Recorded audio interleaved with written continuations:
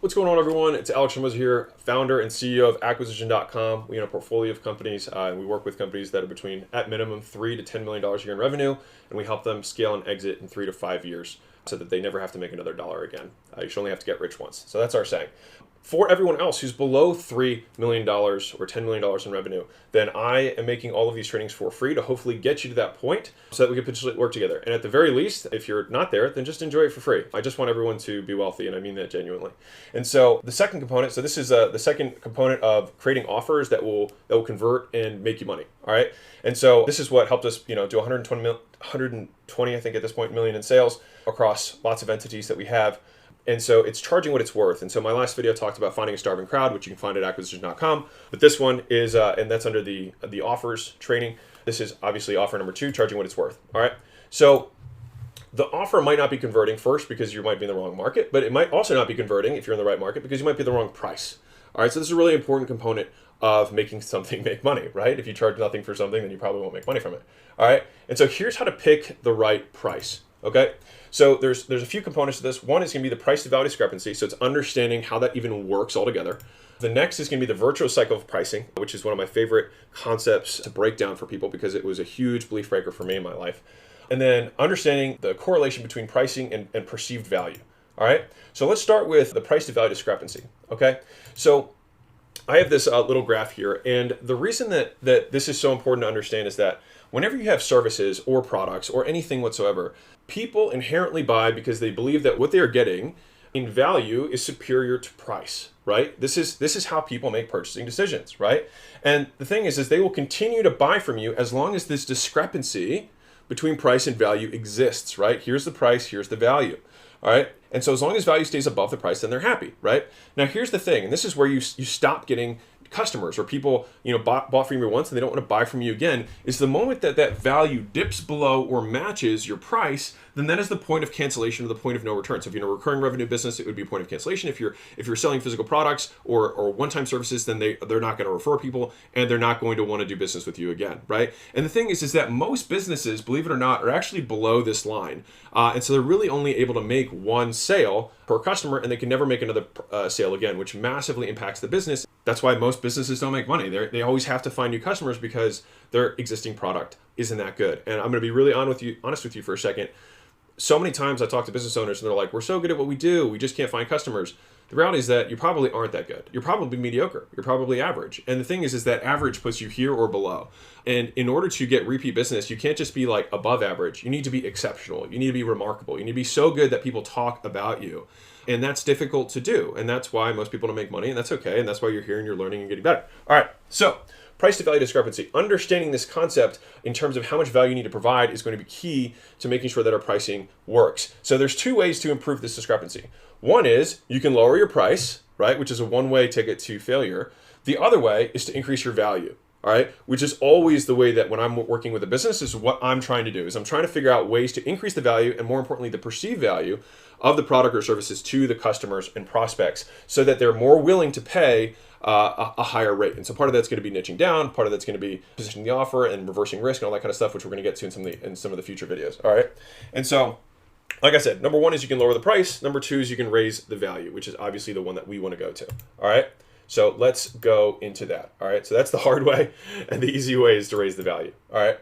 But remember, you can only go down to 0, but you can go infinitely high the other direction for value, which is one of the key points. And this was one I remember I was eating a burger when I was a kid, when I was working at a smoothie shop. And one of the coworkers that I had pulled me aside. He's like, dude, check this out. And he was reading a magazine because when magazines existed. And he was like, look, this guy bought a $50,000 burger. And I was walking in with my burger from next door that I bought for $13, right? And he's like, he paid $50,000 for a burger. And I remember thinking to myself, I was like, how could somebody afford $50,000 for a burger? That's crazy. And so I asked him, I was like, what does this guy do? He's like, apparently he's some hedge fund guy, some finance guy. And he made, I can't remember the number was, but I think he made like 20 or $30 million in a year, which they said in the article. And the reason that this was so interesting to me was that I realized that you could go infinitely high in the other direction, but you could only go down to 0. Because for me at the time, believe it or not, me buying a $13 burger on a $6.75 hour wage was me giving 2 hours of my life in order to get that amount of money. For him, at $20 million a year, he was making, whatever it was, 25,000 an hour, whatever the math is, right? Or he might have made 50. It doesn't matter. I remember he was making 25,000 an hour. And so it took him 2 hours of time to pay for this $50,000 burger, and it took me 2 hours of time to pay for my $13 burger. And so that's when I realized that purchase was actually equivalent for both of us. And so that's what showed me the power of pricing, is that, my God, there are some people who could go infinitely high in the other direction, but I can only go down to zero, right? And so that was a huge belief-breaking moment for me in understanding price to value discrepancy, all right? And the goal is that they buy a tremendous amount of value at a discount. That is always the goal, is that you're selling dollars at a discount, all right? Dollars at a discount. That's the idea. They have to feel like their dollars are going to be the best return on their, quote, investment of spending. Their money that they've hard earned is going to be with you because they get so much more per dollar. Not how many dollars they spend, but per dollar, they're going to get more than anywhere else, all right? So price to value discrepancy, the goal is to increase the value. That's why that's so important. All right. So number 2 is the virtuous cycle of price. So this is what most people do when they're trying to decide on pricing for their business. They look at the marketplace, they see what everyone else is offering, they take the average, they go slightly below to, quote, remain competitive. They provide whatever their competition offers with, quote, a little more, and end up at a value proposition of more for less. This is what you don't want to do. This is what everyone does. This is why everyone's broke. So stop looking at them. Every one of these competitors that you're looking at is poor. So that's the big secret. I can tell you, having spoken with so many business owners who look a certain way, who present a certain way, most people are broke. All right. So don't model them. Don't copy them. Do something different. Do it on your own. Use your own brain. All right. So this is what I consider the vicious cycle of price. All right. Because as you do this, all you have to do over time is you repeat step 5 and 6. You try and provide a little bit more for a little bit less, a little bit more for a little bit less, until eventually you're giving everything for nothing and you can't make money and you wonder why you aren't successful. All right. The point here is that when you price this way, you're pricing for market efficiency. All right, this is what they talk about in perfect marketplaces in economics, is the pricing for people who are not sophisticated competitors. They will continue to do this same process, like I just said, is probably to do a little bit more for a little bit less over and over and over again until eventually there's almost no profit left in the business. All right, and so that green is your profit, the red is the overhead, because you've been forced into this category of everyone, which forces you to compete on price, which drives you down, which means pretty much everyone just goes out of business or stays just barely above water every month, just barely keeping themselves above water and wondering when that corner that's going to come is going to, and it never does, because they can't do it better. They have to do it differently. So this is what the virtuous cycle of price looks like. All right. So virtuous versus vicious cycle. So for your clients, if you decrease the price, you decrease their emotional investment, you decrease the perceived value of your product, you decrease their results, because you decrease the price because they're not as invested. You increase the demandingness of these clients. I'll tell you, the people who pay you the least are the ones who are the biggest pain in the butt. And the revenue for fulfillment per customer goes down. So this is the dangerous side of the price. Now, the virtuous side is if you increase your price, you increase their emotional investment, you increase their perceived value of what you do. By extension, you increase the results. You decrease the demandingness of the people that you have, and you increase the revenue for fulfillment per customer. What I mean by that is that because they pay you more, you can literally spend more money to give them an exceptional experience and make sure they get the results they want, which increase their perceived value. And that is why this is a virtuous cycle. This is a circle. I probably should draw it as a circle next time. I will do that. But it's a circle that self-fulfills, and it's a flywheel, right? That's the beauty of virtuous pricing. Vicious is flywheel, the wrong direction that's working against you, all right? But let me show you what this looks like for your business, right? So for your business, if you decrease your price, you decrease your profit, you decrease your perceived value of self. You're like, man, I'm just a low-cost person. I'm not good. I don't believe in myself. That's why I have to lower my price. You decrease your perception of impact because you're not getting these people results. So then you start to question your own validity, and your conviction starts to drop. You don't feel as confident in your ability to provide services and value because you continue to have to decrease your price. And you're almost feeling like you're trying to give away your services in order to be successful. So people don't want to buy them from you because you're not convicted, because you on some level already know that you can't provide the level of service because you don't have any margin left over, right? Which goes to the next one, which is the service levels, right? Your level of service decreases because you just have less money. You can't pay people, you can't attract better talent. And so it's a vicious cycle downwards. And your sales team in and of itself, and that might be you or might be your team, they start to lose conviction in you and your services because of all the things that I just said, right? Now, let's put on the flip side. If you can increase your price, right, you'll increase your profitability, right? You'll increase your perceived value of self. You're like, hey, we're a premium leader. We are the best at this, which is a category of 1. Your perception of impact will increase. You feel like your clients are getting better results from working with you. Your service levels will increase because you have excess money left over to reinvest in talent, reinvest in providing exceptional experience. And your sales team or you are massively convicted because you know you're changing people's lives and making the impact that you always wanted to, which is why you started the business to begin with. And you may have made some of these mistakes up to this point, but that's okay because you can always change, because that's the beauty of being our own bosses. We can always make the decisions. All right. So that is the virtuous cycle of price, and hopefully what I'm selling you right now on increasing pricing. But I'm going to give you one more real one of showing you why you should charge what it's worth. All right.